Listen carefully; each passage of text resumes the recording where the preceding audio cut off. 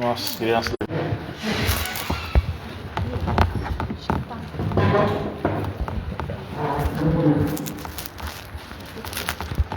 Vamos orar, né? Né? Deus, Senhor nosso, nós aqui estamos mais uma vez reunidos em Teu nome para buscarmos, Senhor, realizarmos mais um breve momento de estudo e após nossa reunião de tratamento. Neste dia pedimos novamente que o Senhor abençoe especialmente as mães, essas crianças que são o futuro, Senhor, não só de nosso grupo, mas também da humanidade. Que elas possam crescer saudavelmente e avançar em inteligência e em desenvolvimento de seus sensos morais. Assim seja. Então, hoje nós vamos estudar o capítulo do livro As Dores da Alma, do Espírito Hamed, que é Crítica, parte 1. Primeiramente, a gente precisa estar a falar, né? O que é crítica, né? A gente tem uma ideia de crítica muito... tem uma ideia de crítica muito... de ser algo muito pejorativo, né? Muito fora do que a palavra realmente significa, né? E crítica vem do grego critiquer, né? Que é arte de julgar. No campo da filosofia, crítica tem um significado de análise, de analisar, né? Por exemplo, dentro dos processos acadêmicos, dentro dos processos de revistas, né?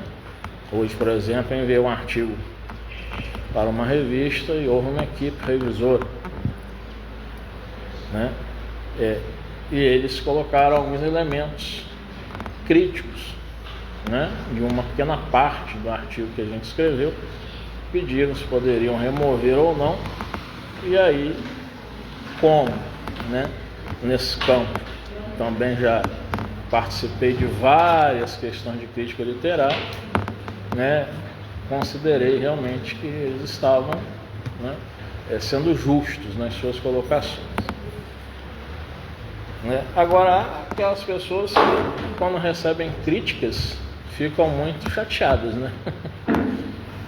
Que acham que não podem ser criticadas, não devem ser criticadas, né? E aí, isso tem a ver, esse incômodo para com a crítica tem a ver com o quê? Né? O Hamed vai começar logo no primeiro e no segundo parágrafo falando o seguinte: no Evangelho de Jesus, de Lucas, né? Capítulo 6, versículo 42, o Mestre Jesus propõe: hipócrita, tira primeiro a trave do teu olho, e então verás bem para tirar o argueiro que está no olho do teu irmão. Por projeção psicológica, entende-se a atitude de perceber nos outros, com certa facilidade, nossos conflitos e dificuldades, com recusa, no entanto, de vê-los em nós mesmos. Jesus era, como tem vários livros, né? Já li o livro Jesus, o maior pedagogo do mundo. Jesus, o maior psicólogo que já existiu. Aí o outro escreveu Jesus, o maior filósofo que já existiu. Se for colocar adjetivo, vai ser o maior em tudo. E ele foi, né, realmente aqui cirúrgico, como se diz, né, no campo da projeção, que é essa palavra no campo da psicologia que diz, né, que o que eu critico, o que eu vejo nos outros, eu preciso refletir se isto não está em mim. E aí, no livro Ser Consciente, do Espírito Joana de Ângeles, pelo médium Valdo Franco, faz todo um estudo de psicologia transpessoal, né, psicologia junguiana, psicanálise. Ela coloca uma pequena história num item pequeno, chamado Projeção, mas dentro de um capítulo grandioso, e grande também, né? Desidentificação. Ela coloca assim: um jovem esbarrou noutro na rua e reagiu, interrogando: você é cego? Ao que o interlocutor respondeu: sim, sou cego. E a Joana comenta: atropelaram um invidente? Esse permitia o luxo de fazer-se de vítima.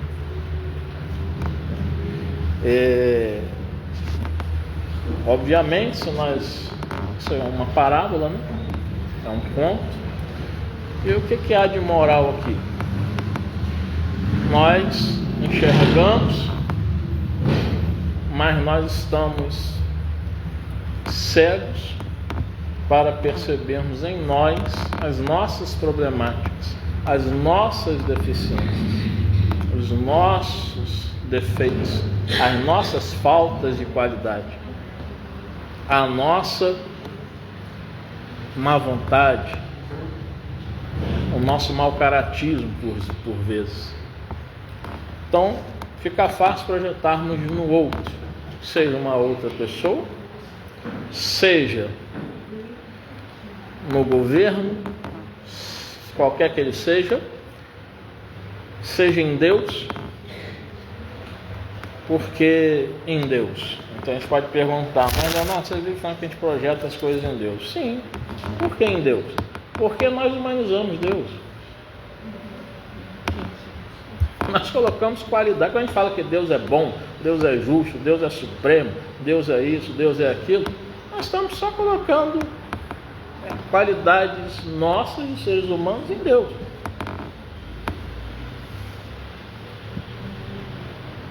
Mas se eu falo que Deus é justo, eu tenho que pensar até que ponto a justiça não é imparcial. Se eu falo que Deus é bom, então existe um lado que não é bom. Não estou querendo dizer que Deus é mau também. Não, mas o mal não existe em Deus. Ele é a bondade suprema. São qualidades, irmão. Deus está para além desse ser pessoal, desse ser antropomórfico, né? Deus não é uma pessoa. Deus é um ser. Agora, como é, vocês não me perguntam. Não vou saber responder. Mas vamos lá. Vamos deixar de falar da filosofia primeira de metafísica e vamos continuar aqui dentro desse estudo que é bem interessante. Ele continua: dependendo do grau de distorção que fazemos dos fatos, para atender a nossas teorias e irrealidades, é que se inicia em nossa intimidade o processo de paranoia. Os paranoicos possuem uma característica peculiar: relacionam qualquer acontecimento do mundo consigo mesmos, ou melhor dizendo, desvirtuam a realidade dos fatos, trazendo para o nível pessoal tudo o que ocorre em sua volta. O Freud tem um livro, né, que ele coloca o caso Schreber, que é um caso de paranoia que ele vai, não foi um paciente dele, ele se baseou num livro, Memórias de um Doente dos Nervos. No YouTube tem esse filme, Memórias de um Doente dos Nervos, para quem quiser assistir. É bem interessante. E ali o Freud vai fazer um estudo sobre as questões da paranoia. O paranoico é aquela pessoa que coloca as suas dificuldades internas no mundo exterior, né? É a pessoa que tudo o que ocorre no mundo, aquela pessoa vai estar centralizada ali. Tudo vai ter a ver com ela, né? Qualquer tipo de comentário, de repente, de uma revista, qualquer tipo, por exemplo, as notícias aí infelizes de adolescente, por exemplo, por conta de ter se tirado o celular dele, matou a família, né? Aí uma pessoa assiste uma reportagem dessa, uma pessoa paranoica, né, com esse transtorno, começa a dizer que vão matá-la, que a estão perseguindo. Começa a dizer que a estão perseguindo, que vão matá-la, vão matar a sua família, que eu preciso sair. Ela começa a centralizar tudo ao seu redor, né?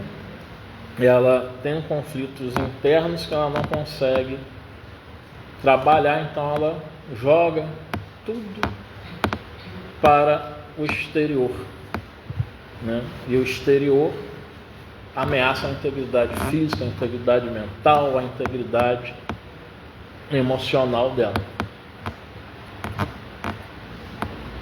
Ao contrário da pessoa, né, neurótica, que vai fazer o quê? Vai conflitar-se internamente, não vai responsabilizar o exterior, mas não vai viver se culpando, se punindo, porque considera que não pode se dar o luxo de ter determinados prazeres. O Hamed vai trazer também a questão 903 do Livro dos Espíritos, onde Kardec perguntou assim: incorre em culpa o homem por estudar os defeitos alheios? E os Espíritos responderam o seguinte: incorrerá em grande culpa se o fizer para os criticar e divulgar, porque será faltar com a caridade. Se o fizer para tirar daí proveito, para evitá-los, tal estado poderá ser-lhe de alguma utilidade. Quer dizer, nós podemos até sim olharmos os defeitos dos outros, não para criticarmos, mas para avaliarmos, né, o que nós podemos aprender com esses defeitos, né, com essas observações nossas de comportamento alheio. Um exemplo, né, muito do dia a dia, programa o Ed Show que terminou há pouco tempo, o BBB, por exemplo, que, né, mesmo quem não assistia na TV estava por dentro, porque nas redes sociais era o tempo todo sobre aquilo. E aí, propaganda. E aí, quando a gente olha com um olhar crítico, né, com essa arte de julgar crítico, né, com um pensamento, né, crítico, nós começamos a ver comportamentos ali. Agora, aqueles comportamentos que estão lá dentro, eles são realmente os comportamentos que as pessoas teriam aqui fora? Fica essa pergunta. Porque a pessoa está confinada, ela sabe que está sendo televisionada e ela sabe que o povo brasileiro tem... eu vou chamar de maldade. O povo brasileiro adora ver um barraco na TV.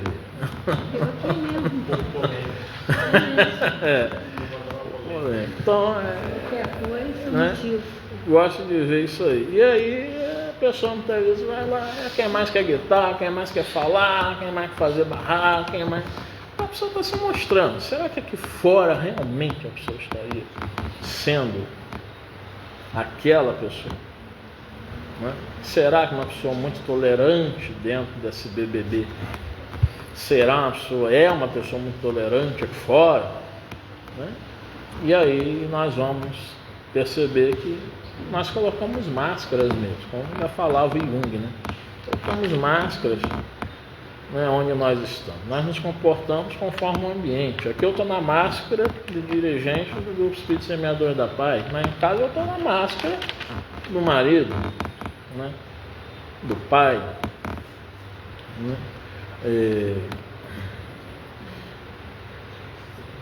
e na rua eu estou em outra máscara. É hipocrisia? Não, isso não é hipocrisia. São modos de nos comportarmos em ambientes específicos. Isso não tira de nós a autenticidade, não faz com que nós não sejamos quem somos, né? Agora, divulgar os defeitos alheios, isso não é interessante, né? E muitas vezes a gente faz isso no dia a dia. Divulga dentro de casa, divulga fora de casa, né? Hoje eu não vejo muito mais não. Mas quando não tinha a internet, né?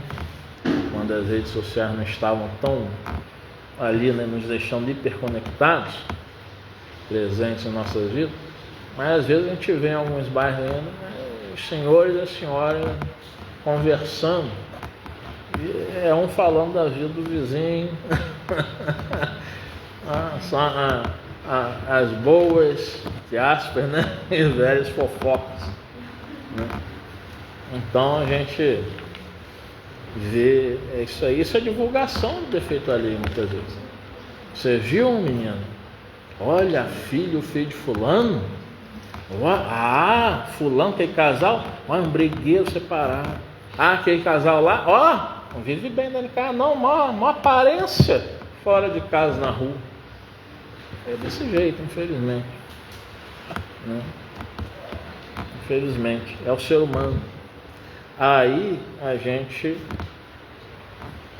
está divulgando defeito ali. Só que se a gente observar o comportamento e não falar nada, e pegar o comportamento de uma pessoa e dizer para nós mesmos, se eu estivesse a me olhar, se eu fosse outra pessoa me olhando, ou se aquela pessoa estivesse me olhando, eu estivesse fazendo o que aquela pessoa está fazendo, como que eu iria julgar? Como que eu iria olhar? Eu me comportaria realmente daquela forma ou não? O Hamed vem trazer mais algumas luzes para a gente no parágrafo 13, quando ele fala assim: todas as nossas suspeitas sistemáticas têm raízes na falta de confiança em nós mesmos e não nos outros. Por isso, se criticamos o comportamento sexual alheio, podemos estar vivendo enormes conflitos afetivos dentro do próprio lar. Se tememos a desconsideração, é possível termos desconsiderado alguma coisa muito significante dentro da nossa intimidade. Se desconfiamos de que as pessoas querem nos controlar, provavelmente não estamos na posse do comando de nossa vida interior. Se condenamos a hipocrisia dos outros, talvez não estejamos sendo leais com nossas próprias vocações e ideias. A gente pode resumir tudo isso aqui numa frase que é atribuída a Freud. Quando Pedro me fala sobre Paulo, sei mais de Pedro que de Paulo. Isto é, quando nós estivermos falando sobre uma pessoa, ou nós estivermos escutando alguém falando sobre uma pessoa, nós vamos estar sabendo mais sobre a pessoa que está falando do que da pessoa sobre a qual se está falando. Isso é lógico, porque nós estamos ouvindo a narrativa da pessoa que está falando de fulano ou de fulana, é a interpretação e a visão do que ela viu, do que ela entendeu do comportamento da pessoa, do que ela acha, e muitas vezes dentro de um senso comum. Né? Até uma projeção. Né? Sim, até uma projeção, né? Porque a pessoa está ali e está muitas vezes colocando determinadas situações, interpretando dentro dos valores que ela tem, dentro do que ela considera que é o certo e errado. Né? E muitas vezes a pessoa tem, de repente, está falando do defeito de alguém, tem aquele defeito, ou critica porque ela tem, e ela critica para poder se defender, que ela sabe que age daquela mesma forma, então ela não quer ser vista assim, então ela se esconde falando de outra pessoa, ou ela não mostra quem é, fala de outra pessoa e mantém-se oculta. Ela não mostra aquilo ali. Né? Por isso, quando Pedro me fala sobre Paulo, sei mais de Pedro que de Paulo. Isso é muito importante nós estarmos a buscar. E nós estamos aqui nesse 4º capítulo, Críticos, a parte 1, e a gente vem falando, o Hamed, esse espírito que vem falando muito sobre questões psicológicas, de uma forma simples, clara. E eu trouxe exercício. Não vou passar caderno, não tem prova, não tem nota, podem ficar tranquilos. Mas exercícios reflexivos, que nós possamos, né? Quem quiser anotar, fique à vontade, claro. Quem quiser depois pedir, né? A mim, Léo, aquele exercício você pode reouvir, anotar, né? No final do estudo. Fazer o seguinte exercício. Imagine que alguém está falando com você, né? O seguinte: pessoas que eu não suporto. Aí a pessoa vai completar a frase. Pessoas que eu não suporto. Pessoas mentiras, pessoas orgulhosas, arrogantes. Pergunte-se, por quê?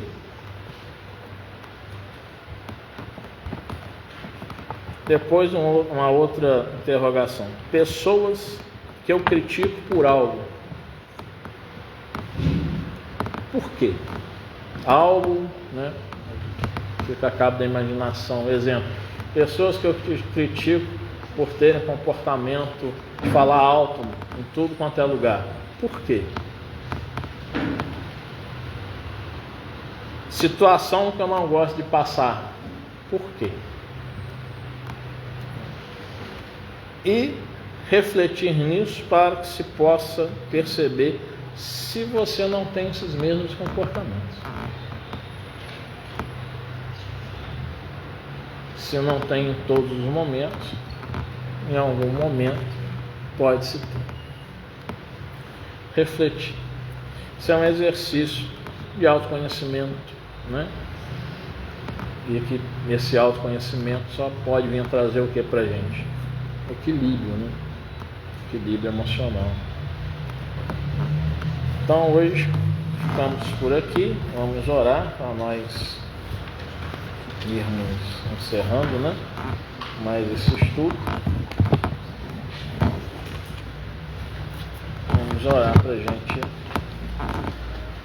ir para a segunda parte.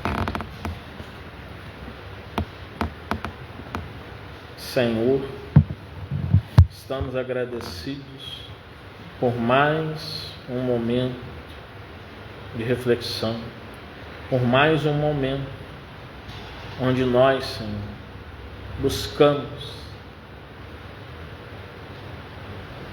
no estudo conhecermos a nós próprios, onde buscamos ferramentas para esse trabalho, em que nós, Senhor, devemos estar realizando no dia a dia, analisando-nos todo o tempo, retirando a trave que está em nossos olhos, para não observarmos o cisco no olho do próximo, mas vermos com clareza após retirarmos a trave que está em nós. Que possamos verdadeiramente, ó Deus, aprendermos a cuidar de nossas próprias vidas, a fazermos o que é necessário fazer, vivermos com comprometimento e responsabilidade os desafios, as propostas que a vida nos traz. Auxilia-nos, Senhor, no isto realizarmos. Assim seja.